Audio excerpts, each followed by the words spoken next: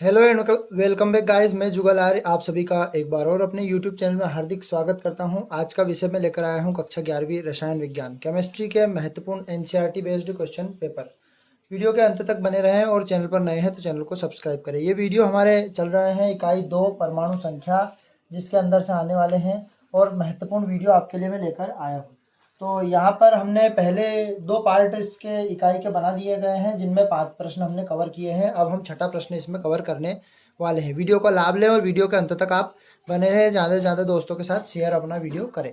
तो यहाँ पर हम देखते हैं सबसे पहले बोहर का परमाणु मॉडल एवं परमाणु मॉडल उसकी कमियों के बारे में हमें बताना है। तो नील्स बोहर नामक एक वैज्ञानिक है जिन्होंने अपना परमाणु मॉडल प्रस्तुत किया। वो मॉडल मैं आपके सामने रख रहा हूँ। तो यहाँ पर रदरफोर्ड के परमाणु मॉडल की कमियों को दूर करना है। पहले जो हमने पहले पढ़ चुके हैं उन वीडियो में हमने रदरफोर्ड का परमाणु मॉडल पढ़ लिया है और रदरफोर्ड के परमाणु मॉडल की लिंक मैं डिस्क्रिप्शन बॉक्स में आपको प्रोवाइड कर दूंगा। प्लेलिस्ट में जाकर भी आप इन वीडियो को देख सकते हैं। तो रदरफोर्ड के परमाणु मॉडल की कमियों को दूर करने के लिए नील्स बोहर ने 1913 में प्लांक के क्वांटम सिद्धांत के आधार पर एक परमाणु मॉडल को प्रस्तुत किया जिसकी परिकल्पनाएं इस प्रकार है या निम्नलिखित है। तो पहले हम परिकल्पना देखते हैं। तो पहली परिकल्पना इसकी है कि परमाणु में नाभिक के चारों ओर स्थायी अवस्थाएं होती है तथा यह वृत्ताकार होती है और यहाँ इन्हें कक्ष या ऑर्बिटल कहते हैं।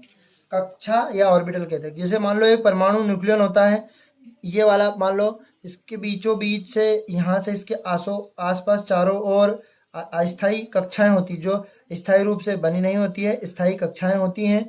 ये वृत्ताकार होती है। इस प्रकार से इन्हें क्या कहते हैं? कक्षा कहते हैं, ऑर्बिटल कहते हैं। इन कक्षाओं में इलेक्ट्रॉन भ्रमण करते हैं। जैसे ये कक्षा होती है, इस कक्षाओं में जैसे यहाँ इलेक्ट्रॉन, यहाँ जैसे इलेक्ट्रॉन बार बार इनमें घूमते रहते हैं।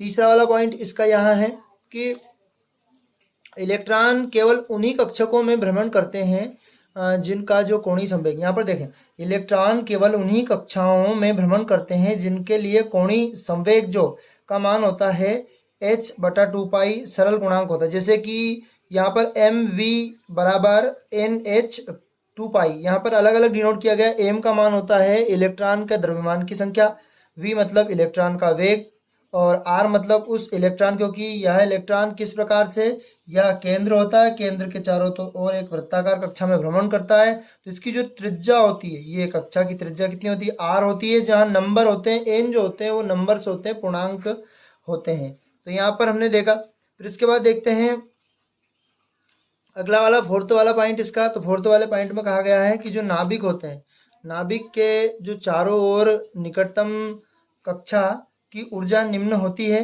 तथा जिसमें n का मान यदि 1 हो तो उसे संकेत में इस प्रकार से n या k संकेत लेते हैं। 1 हो तो k लेते हैं, संकेत द्वारा दर्शाते हैं। इसी प्रकार आगे बढ़े 2 3 4 तो L M N O P Q इस प्रकार से अंग्रेजी वर्णमाला के अक्षरों में इसको समझा सकते हैं। फिर पांचवा वाला पॉइंट इसका है कि इलेक्ट्रॉन के अपने ही ऊर्जा स्तर या कक्षा में घूमते रहने पर भी उसकी जो त्रिज्या होती है उसमें कोई परिवर्तन नहीं होता। ये किसने कहा था? बोर ने अपने परमाणु मॉडल में समझाया था कि यदि इलेक्ट्रॉन घूमते भी रहेंगे तो उनकी ऊर्जा स्तर में कोई परिवर्तन नहीं होगा। अब अगले देखते हैं। जो नील्स बोर का परमाणु मॉडल समझने के बाद अब इनमें जो मुख्य कमियां हुई वो कौन कौन सी हुई? नंबर 1 पहली कमी हुई, यहाँ परमाणु के रासायनिक आबंध द्वारा अणु बनाते हैं की व्याख्या नहीं कर पाया। यानी कि जब इन दोनों परमाणु के बीच में बंध बने, बॉन्ड जिसको बोलते हैं, जैसे कार्बन और कार्बन के बीच में एक बंध बनता है, इस प्रकार से इनकी व्याख्या ये नहीं कर पाए। कौन? बोहर। विभिन्न कक्षा में इलेक्ट्रॉन के वितरण की व्याख्या ना कर पाना, किस प्रकार से इलेक्ट्रॉन का वितरण हुआ या बंटवारा हुआ उनकी भी व्याख्या नहीं कर पाए, उनको सही से समझा नहीं पाए। फिर विद्युत क्षेत्र में स्पेक्ट्रम रेखा जीवन प्रभाव की भांति विपटापन मतलब विपाटीन का मतलब ये होता है बांटना या बंटवारा करना हो जाती है, यह स्टॉक प्रभाव कहलाता है। और बोर ने इस सिद्धांत की भी व्याख्या नहीं कर पाए। जैसे उनका विपाटन जो किया वो बटा नहीं या बंटवारा नहीं किया गया, इसलिए उसकी व्याख्या भी नहीं कर पाए। चौथा वाला देखते हैं। ऊर्जा जो है त्रिज्या एवं वेग वाले व्यंजक केवल एक इलेक्ट्रॉनिक परमाणु या आयनों के लिए ही गणना योग्य होते हैं या उनके बराबर होते हैं। तो यहाँ पर हमने देखा बोहर ने अपना परमाणु मॉडल किस प्रकार से प्रस्तुत किया। अगला वाला क्वेश्चन इसका देखते हैं। तो अगले वाले क्वेश्चन में हमें समझना है डे ब्रागली समीकरण हमें लिखना है और इसे सिद्ध करके हमें बताना है। क्वेश्चन नंबर 7वां, तो ये मैं आपको एक्सप्लेन करके बता देता हूँ, ध्यान से समझें। और अभी तक आपने हमारे चैनल को सब्सक्राइब नहीं किया है तो चैनल को सब्सक्राइब करें और बेल आइकन को दबाएं। सबसे पहले हम ये डी ब्रागली समीकरण समझते हैं। हम सबसे पहले जानते हैं कि अल्बर्ट आइंस्टाइन एक वैज्ञानिक है, तो उन्होंने आइंस्टाइन ने अपना एक समीकरण दिया, आइंस्टीन का ऊर्जा समीकरण, जो कि हम पहले देख चुके हैं।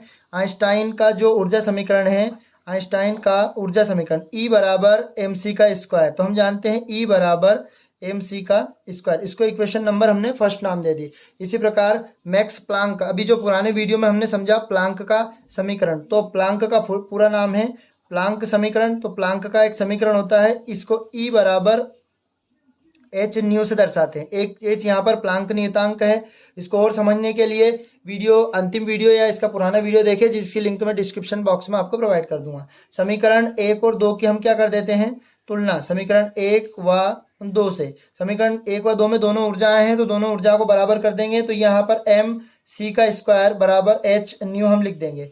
अब यहाँ से हम ध्यान से समझते हैं, हम यदि एक मान निकालते हैं, सबसे पहले कौन सा मान निकालते हैं, हम जानते हैं जो निर्वात में प्रकाश की चाल होती है, ये म्यू आवृत्ति जो होती है, म्यू बराबर सी अपॉन लेमडा, लेमडा जहाँ तरंग दैर्घ्य और ये प्रकाश की चाल, तो एम सी का स्क्वायर बराबर एच न्यू, यानी कि यदि हम न्यू का मान रखेंगे तो सी अपॉन लेमडा। अब यहाँ से हम लेमडा का मान निकालें, यानी लेमडा का क्रॉस गुणा इधर कर दें और सी अपॉन इसको बराबर बटे में ले आए, तो यहाँ लेमडा बराबर H C upon M C का वर्ग, एक सी से एक सी यहाँ पर क्या हो जाएगा, कैंसिल हो जाएगा। अब सी कैंसिल करने के बाद हम देखते हैं क्या हमारे पास रह गया शेष, लेमडा बराबर एच अपॉन एम सी। अब एच अपॉन एम सी को हम पी भी लिख सकते हैं। वो कैसे लिखते हैं, ध्यान से, क्योंकि संवेग की जो परिभाषा होती है वो P बराबर एम वी होता है, तो यहाँ पर V की जगह पे प्रकाश की चाल है, तो यहाँ पर P बराबर हम लिख सकते हैं एम सी, तो P यहाँ एम सी की जगह पे हम यह लिख सकते हैं लेमडा बराबर H अपॉन P, यहाँ पर भी लिख सकते हैं, ये यहाँ पर भी व्यंजक हमारा सिद्ध हो गया। तो डी ब्रागली समीकरण को समझने के लिए, प्रूव करने के लिए हमें दो बातों का विशेष रूप से ध्यान रखना पड़ेगा। वो क्या होगी कि एक तो हमें अल्बर्ट आइंस्टाइन का समीकरण याद रखना पड़ेगा, और अल्बर्ट आइंस्टाइन का समीकरण क्या होता है, E बराबर एम सी का स्क्वायर, और प्लांक नियतांक होता है, दोनों जब ऊर्जा है तो दोनों की हमने तुलना कर दी समीकरण 1 और 2 से।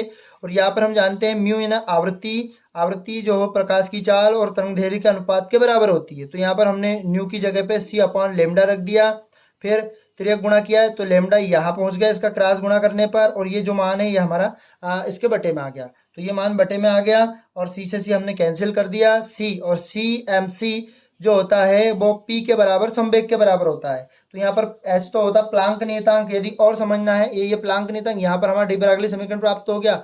और यदि हम कहेंगे कि तरंग दैर्घ्य जो होता है वो संवेग के व्युत्क्रमानुपाती होता है, वो कैसे होता है, क्योंकि यहाँ पर हमारा नियतांक होता है तो लेमडा, जब ये नियतांक को हटाएंगे तो लेमडा व्युत्क्रमानुपाती P, तो हम कह सकते हैं एक भाषा में यदि तरंग दैर्घ्य का मान बढ़ाएंगे तो डे ब्रागली समीकरण के अनुसार ये P का मान संवेग का मान कम होगा। तो इस प्रकार से हमने डे ब्रागली समीकरण समझा। तो जय हिंद साथियों, अगले वीडियो में जल्द हम आपसे मिलते हैं, और वीडियो के अंत तक आप बने रहें। पुराने वीडियो को देखने के लिए डिस्क्रिप्शन बॉक्स में हमने लिंक प्रोवाइड कर दी है, वो लिंक आप ध्यान से देखें, समझें, और ज़्यादा से ज़्यादा इसको लाइक कीजिए, चैनल पर नए हैं चैनल को सब्सक्राइब कीजिए। तो जय हिंद, टाटा, बाय बाय, जल्द मिलते हैं अगले वीडियो में।